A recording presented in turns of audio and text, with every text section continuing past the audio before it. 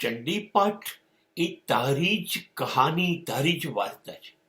જ્યારે મહિષાસુર, રક્તબીજ, ચંડ મુંડ, શુંભ નિશુંભ આવા બધા રાક્ષસો શક્તિશાળી હતા, એટલે તો દેવતાઓને હરાવી દીધા હતા. દેવતાઓ લાચાર થઈ ગયા હતા. અને એ વખતે માં દેવતાઓએ તને વિનંતી કરી, પ્રાર્થના કરે છે, અને તે આ બધા જ રાક્ષસોનો સંહાર કર્યો, મૃત્યુ આપ્યું. મને તો એટલી જ સમજ પડે છે, શું દેવતાઓમાં શક્તિ નહીં હોય?